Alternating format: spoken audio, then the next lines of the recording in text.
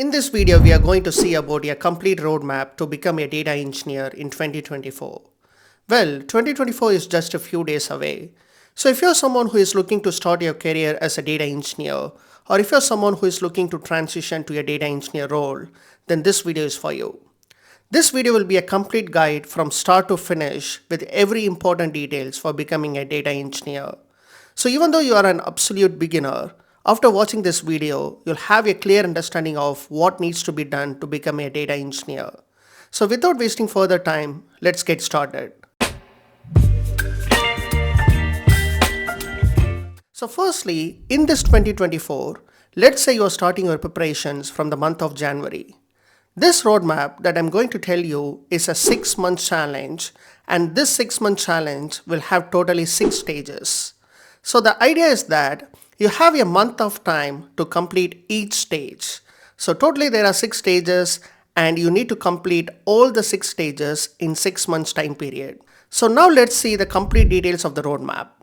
Firstly, let's consider you are an absolute beginner and have zero knowledge about data engineering.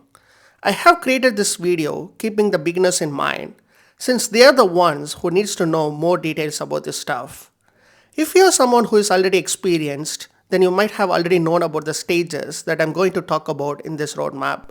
In that case, you can skip the stages that you are already familiar with and just look into the stages which you are not already aware of. Okay, so now let's see about the roadmap.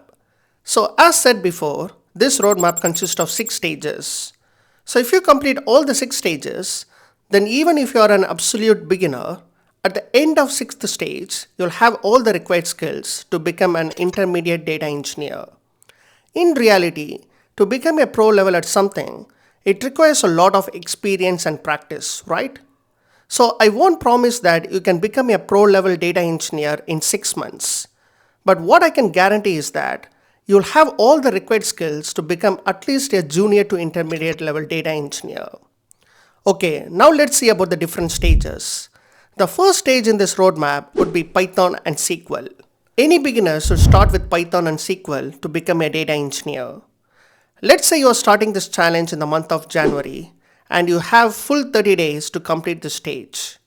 If you think you are already familiar with this, you can skip this stage and proceed to the next one.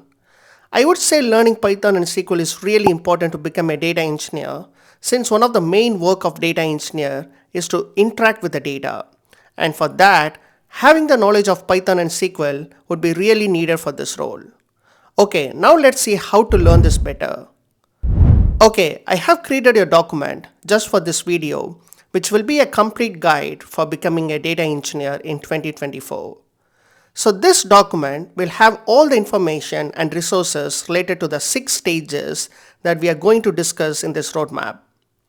Even though it was a time-consuming process, I feel this document would be really useful for a beginner to easily go through all the resources and information right from a single place. I will also provide a link to download this document in the video description and in the comment section as well. Okay, now as discussed before, let's see about the stage 1, which is Python and SQL. Here, I have some information about Python, like why we need to learn Python as a data engineer. Firstly, you can have a read through this, and then the most important part is the 2 steps mentioned over here. In the first step, let's say you do not know anything about Python, then I would strongly recommend to watch this video. This is a great video to get started. The video is from Programming with Mosh YouTube channel, and all the basic concepts of Python will be covered in this video. The duration of this video is 1 hour, so if you spend 1 hour to watch this video completely, then you'll get to know about the basics of Python. Once you finish watching the video, you'll have some understanding of what Python is and the basic syntax of it. Now the most important thing is the next step. To learn any programming language, one should spend more time in getting hands-on experience, such as practicing by writing the code itself. This is all about the step 2 in this challenge.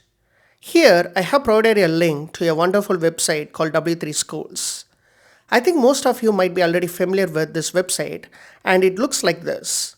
And this page is specific to Python. Here you can see different topics in the left side, starting from basics concepts to advanced concepts. One beauty of this website is that you can actually try writing the code using this website itself. Say for example, if you're learning about Python strings, here you can find some examples of how to work with Python strings. Also you can see a button called Try It Yourself. If you click on this button, it will take you to a different page where you can actually try using the function that you learned. Say for example, I am making a small change here like hello 123, and now if I hit the run button, you can see the output directly over here. This is very effective in learning all the different functions available in Python. So as said before, if you are an absolute beginner, start with watching this video to get familiar with Python, and after that, make use of W3 School's website to learn and practice all the functions available in Python one by one, starting from top to bottom. Here you can skip this matplotlib functions since this one is mostly used by a data analyst in terms of creating visuals and stuff. So you can ignore this, and also you can skip this machine learning part as well. Apart from these two, you can learn all the functions mentioned over here in this page. So as said before, you have 30 days to complete the stage 1, which is learning Python and SQL. So you can spend the first 15 days to learn about Python. The next part of this stage 1 is SQL. Similar to Python, I have given a few information about why SQL is important as a data engineer, followed by 2 important steps. In the first step, I have given a link to the video from the same YouTube channel, Programming with Mosh. This video is specific to SQL, covering all the basics concepts which can be very useful for an absolute beginner. The video is around 3 hours long, so you can watch the video completely as the first step. So once you finish watching this video, it's time to get some hands-on experience similar to how we did to learn Python. I have given the link to the W3 School website, which is specific to SQL. When you open this link, it will take you to this page, which contains all the different functions that we can use in the SQL. So you can learn all these functions right from top to bottom. We also have the Try It Yourself option, which can be used to practice all your learnings in real time, which would be really helpful to understand the functionality. So this is all about stage 1, which is learning Python and SQL. So you have 30 days to finish the stage 1. So practice as much as possible and get familiar with both. So once you spend the first month of 2024 to learn about Python and SQL, you'll be completing the first stage in this roadmap. The first step is the important one. I hope everyone makes this start in this new year. Now let's see about the stage 2 in this roadmap, which is data warehouse. The concept of the data warehouse is the core of data engineering. Any data engineer should learn the data warehousing concepts in order to understand how the massive big data can be properly stored, processed, and retrieved in the most optimal way possible. You can start learning about the data warehousing concepts from February if you're starting in this new year. So you have around 30 days to complete this stage. So as said before, this stage is really important for anyone to become a data engineer. So now let's see what are the different concepts that we need to concentrate in this data warehousing stage. So here in the document, I have given information about the stage 2, which starts with why we need to learn data warehousing concepts as a data engineer. Then most importantly, I have given a link to a website called Kimball Group. When you open this link, it will take you to this page where you can find different books related to data warehousing. So these books are considered as the base for data warehousing. So if you read these books, you'll get to understand all the concepts related to it. But I know it's not practical to read all these books, right? So among these books, I have given a link to one particular book over here, which is the Data Warehouse Toolkit 3rd edition. And if you click on this link, it will take you to a GitHub page where you can download this complete book for free. So this book will have all the required details and concepts related to data warehousing, and you can read this book to get a complete understanding of it. So if you're a beginner, it would be really hard for you to read a book and understand the topics, right? I can clearly get this, and that's the reason I have chosen the most important topics in the data warehousing and have listed over here. So totally there are 10 topics, and if you learn and understand all these 10 topics, as a beginner, you'll get enough knowledge to work in a data warehousing projects as a data engineer. Okay, now let's see what are those topics are. Firstly, we'll be learning about what is a data warehouse. Then we'll see about OLAP versus OLTP, and then what is normalization. After that, what is a fact table, what is a dimension table, data modeling, which is star schema versus snowflake schema. Then we have topics like slowly changing dimension, type 1 and type 2. After that, we'll be seeing about what is a data mart and how it is compared to a data warehouse. Then we have what is ETL, which is extract, transform, and load. And finally, we'll be learning about data lake and how it is compared to a data warehouse and a database. So as said before, these are the most important topics in the data warehousing. I have also given links to learn about each of these 10 topics, which would be really easy for you to follow. These links are the link to the amazing YouTube videos, and you can learn each of these individual topics by watching these videos. After learning about these 10 topics, you'll have all the foundational knowledge of data warehousing, which would be really enough to get started as a data engineer. Also, you have 30 days to complete the stage 2, right? So what I would recommend is, you can begin with learning about these 10 topics first, and then if you have any additional time, you can read the above mentioned 3rd edition Kimball book to learn about any additional topics that are important in data warehousing.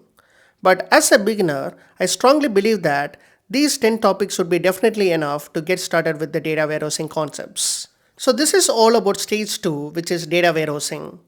As said before, you have 30 days to complete the stage, and once you learn about all the topics mentioned in the document and some additional topics from the recommended book, you'll be completing this stage, which is data warehouse, in this roadmap. Now, you should have completed 2 stages, which are Python and SQL and the data warehouse, in 2 months.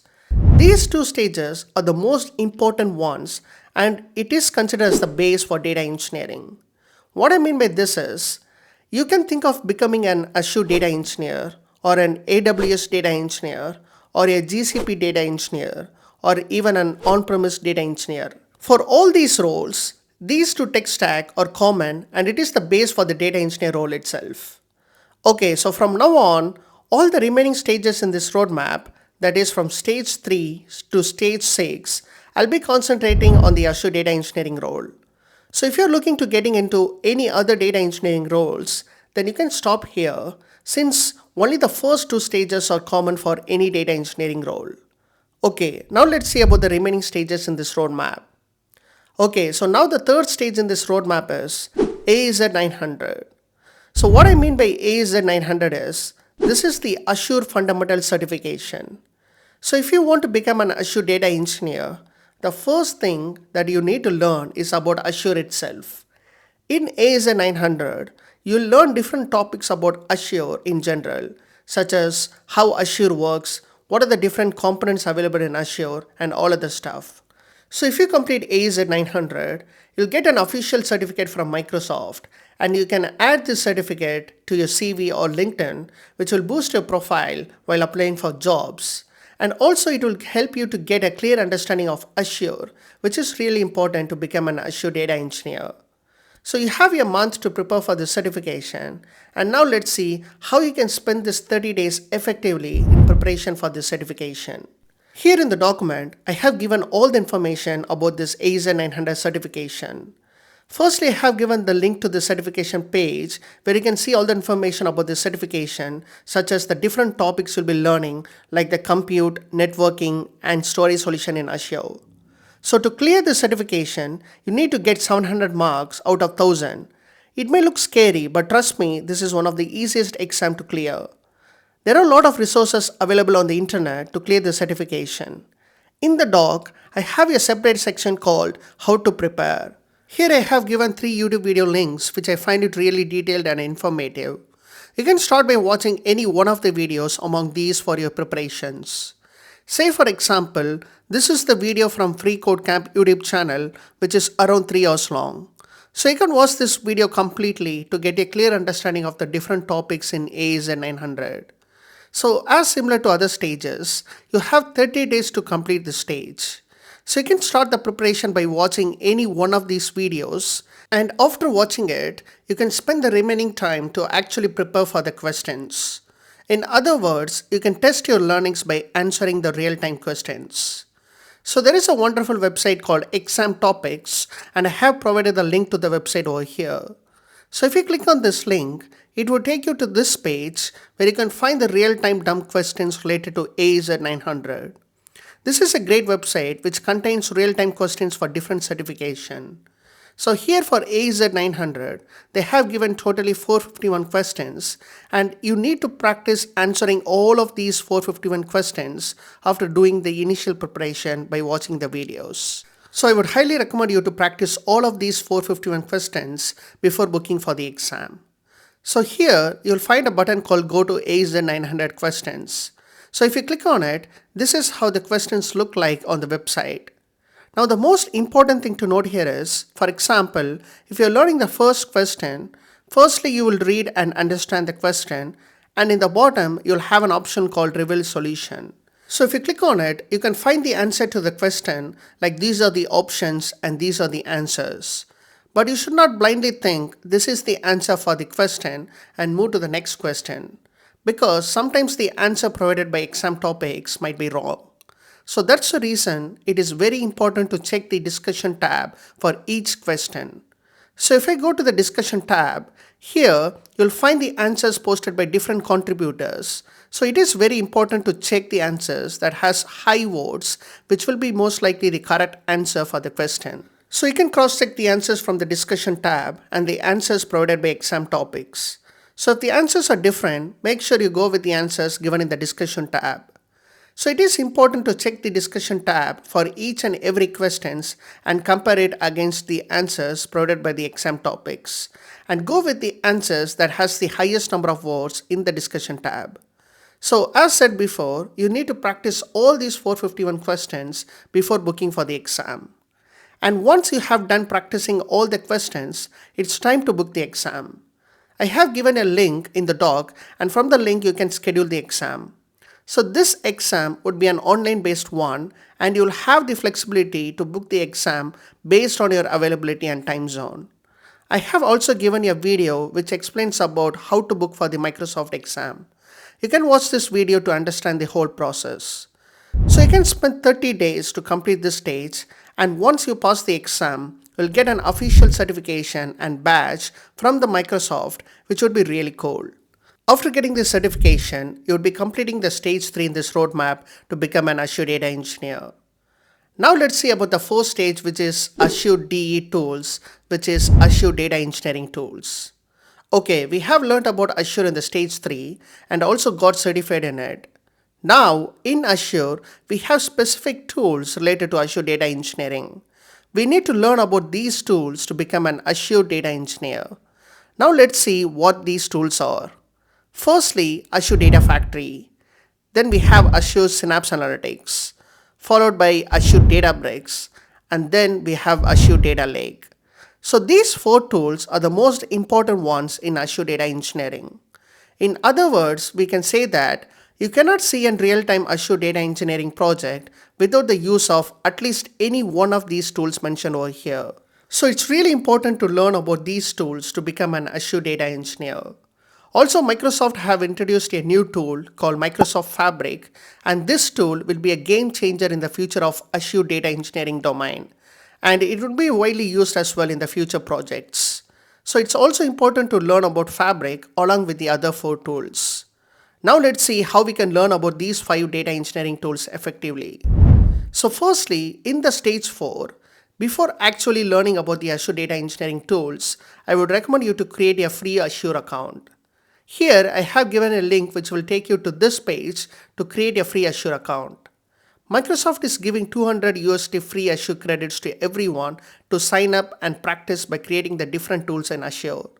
So once you create the free Azure account, start using it by creating the tools and explore the different functionalities to get some hands-on experience of different tools. So this should be the first step in this stage, which is creating the free Azure account. After that, you can start learning about the data engineering tools. Firstly, start with Azure Data Factory. Here I have given some information about why Azure Data Factory is important to learn as an Azure data engineer. And then I have given some resources to learn it. I have given 2 YouTube playlist links, and the first one is from my channel. I have uploaded around 10 videos about Azure Data Factory. You can start watching all of these videos to get a clear understanding of Azure Data Factory. So as mentioned earlier, it's really important to watch the videos and practicing it using your free Azure account simultaneously to be more efficient in your learnings. Say for example, if you're watching this copy data activity video, it is really important to create a copy data pipeline using your free Azure account and then get familiar with the functionality. So that's the best way to learn about these tools. Also, I have given a link to another YouTube playlist, and this is from a channel called Wafa Studies. So this is a great channel, and here you can find tons of videos about Azure Data Factory, which is really great. You can refer to this playlist and watch all of these videos one by one and practice it using your Azure free account. So after watching all of these videos, you'll get a clear understanding of Azure Data Factory. Next, we have Azure Synapse Analytics. Here I have given a link to a YouTube playlist for Synapse as well. In terms of Synapse Analytics, I haven't uploaded any videos related to it on my YouTube channel. But the link I have given is from the same Wafa Studies YouTube channel. Here you can find around 60 videos and you can watch all of these videos to get familiar with Azure Synapse Analytics. After Azure Synapse Analytics, you can start with Azure Databricks. Here I have given 3 resources and the first one is from my YouTube playlist on Azure Databricks. I have uploaded 5 videos in this playlist which will help you to get some clear understanding of it. And the next link is from the same Wafa Studies YouTube channel. Here you can find like 31 videos about Azure Databricks. And then the final link is from this channel called Cloud Fitness. Here you can find some great videos on Azure Databricks where you can refer to. You can watch the videos from any of these mentioned channels based on your preference to learn about Azure Databricks. After this, the next tool to learn is Azure Data Lake. I have given links to 2 YouTube videos and these 2 videos are enough to get an understanding of what exactly is Azure Data Lake. These 2 videos are from my YouTube channel. The first one is about the storage solution in Azure, where I have explained about the different storage types available in Azure. And after that, I have uploaded a video about how to create and configure Azure Data Lake. So you can watch these 2 videos to get started with Azure Data Lake. And now the final tool to learn is about the Microsoft Fabric. So for this, I have created a playlist in my YouTube channel and have already uploaded 3 videos. By watching these 3 videos, you'll get a clear understanding about Microsoft Fabric. So basically, in this stage, you'll need to learn about all these 5 most important Azure Data Engineering tools and also practice it using the Azure free account as much as possible. So you have 30 days time to watch the videos and practice it. And once you have gained enough knowledge about these 5 tools, you'll be completing the stage 4 in this roadmap to become an Azure Data Engineer. So now let's see about the stage 5 in this roadmap, which is DP203. So what I mean by DP203 is, Microsoft is providing a certification specific to data engineering domain, which is called as DP203 Data Engineer Associate Certification. So far you have learned about what is Azure in general and also learned about the different data engineering tools in Azure. And now it's time to get certified in Azure Data Engineering. So this would be a little advanced level of certification when compared to the previous AZ901. So once you complete the certification, you will receive a badge and a certificate from Microsoft, and this time it would be in an associate level. You can post the certificate in your LinkedIn profile and also add it to your CV, which will take your job profile to the next level. Cool, so now let's see how we can prepare for this certification. Firstly, I have given some information about the DP203 certification, and then most importantly, I have given some information about why you need to get the DP203 certification. As discussed before, getting this certification helps in career advancement and also get the specialized knowledge in terms of Azure Data Engineering domain, and most importantly, it helps to get into the Azure Data Engineering role to a great extent. After that, I have provided some resources to prepare for this certification. When it comes to DP203, we do not have much free resources available online to prepare for this certification. I'm not really sure why, but based on my research, I feel like there is a lot of content gap in regards to this. This makes me realize on creating a playlist on my YouTube channel for uploading videos that covers DP203 concepts. Because I consider this certification is an important one to have for any beginner who wants to become an Azure Data Engineer. So in the future, I'll be uploading videos related to this. So for now, I have given a couple of free resources here, which I found it good among the other ones available online. The first one is from this channel, where you can find few videos that covers DP203 concepts. And then we have this channel where you can find around 20 videos about DP203. You can watch these free videos online to get started with your preparations. The other thing I would like to recommend, which is completely optional since it's a paid one. So this is the link to a Udemy course in specific to DP203. So the author for this course is Ishant Garg, and this is one of the amazing courses about DP203. So I have personally purchased this course before and I have watched all the videos. I found this course really useful, and that is the reason I'm recommending this course. So if you're interested and ready to spend few cash, then you can buy this course and learn more about DP203 content for your preparation.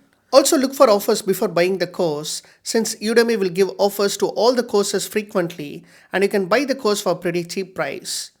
If you're not interested in buying the course, you can still do the preparation by watching the free resources that I have given in the doc. So once you have learned about all the contents for this DP203 certification, then you can test your learnings using the exam topics website as seen earlier for Azure 900. So I have given the link to the exam topics website specific to DP203. And here you can find all the real-time dumps questions related to DP203. There are 332 questions, and as discussed before, do follow the same approach that I mentioned during the Azure 900. So you need to practice and understand all of these questions before booking the exam, and as discussed before, don't blindly trust the answers given in the website. Instead, make use of the discussion tab to identify the correct answers for each questions and learn accordingly. So once you're done practicing all the questions, then you can book the exam using the below link. Similar to Azure 900, this would be an online based exam which you can schedule based on your time zone and availability. So you have 30 days to complete this stage, so make sure you follow the right approach as mentioned in the doc and complete this certification. So once you complete the certification, you'll be finishing the stage 5, which is DP203, in this roadmap to become an Azure data engineer. Okay, so far we have seen about the 5 stages. It's time to see the final stage in this roadmap, which is doing real-time projects. So this real-time project is the most important stage among all the stages in this roadmap. In simple words, we can say, build it to learn how to build it. Only when you start building a data engineering project, you'll fully understand how to build a data engineering project. If you want to become an Azure data engineer, then you should start building a real-time project. The more the number of projects you implement, the better the chance to gain knowledge and get into an Azure data engineer role. Now you have completed all the stages, that is from stage 1 to stage 5. And now you have gained enough knowledge to build a complete end-to-end real-time Azure data engineering project. Now let's see what is the best way to build it. So if you are a beginner, it would be really challenging to build a real-time project considering you'll not be aware of how this needs to be done. So this is the core idea of my YouTube channel, which is to help beginners by providing real-time end-to-end projects so that they can get a clear understanding of what exactly is data engineering and how the data engineering projects are done in real time. So here I have provided 2 links. So these links are the end-to-end project videos that I have uploaded in my YouTube channel. Here, the first one is this video, and I would highly recommend you to watch this video completely and try to implement it using your own Azure account. The reason for this is, you will be learning a lot in this project, and I have covered many important topics with the different data tools that will be really helpful to get an overall understanding of how Azure data engineering projects are built in real time. So let me explain how powerful this project is for the beginners in simple words. It took me at least 6 months to learn and understand all the concepts that I have covered in this end-to-end project video by working as an Azure data engineer. So if you watch this video and fully understand all the concepts, then it also means that you already have a 6 months of working knowledge as an Azure data engineer, which is really important for any beginners. So I would highly recommend watching this video.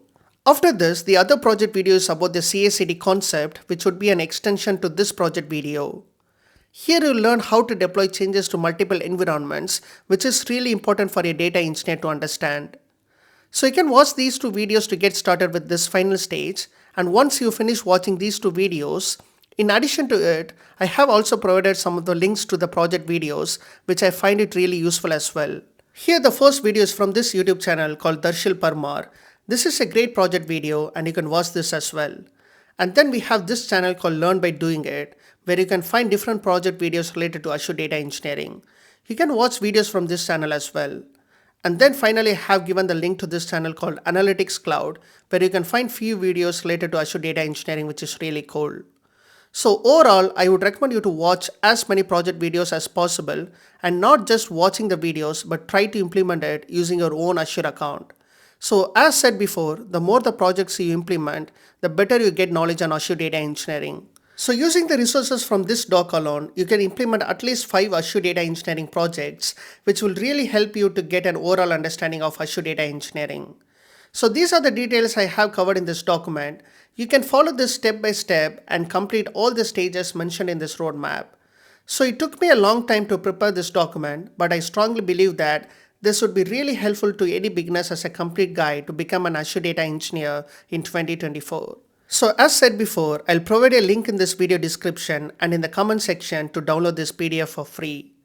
So once you use your own Azure account and build a few end-to-end Azure Data Engineering projects, you'll be completing the stage 6, which is building real-time projects in this roadmap. So these are the 6 stages that is really important one should concentrate on becoming an Azure Data Engineer. So if you follow all the steps discussed and complete all these 6 stages in this roadmap, I'm pretty sure that you'll be able to become an Azure Data Engineer in 2024. So all the very best if you're starting this journey, and I hope this 2024 will be a best year for you all. So that's it for today. If you found this video useful, please give a like to this video and subscribe to my YouTube channel. See you in another great video. Until then, cheers, bye.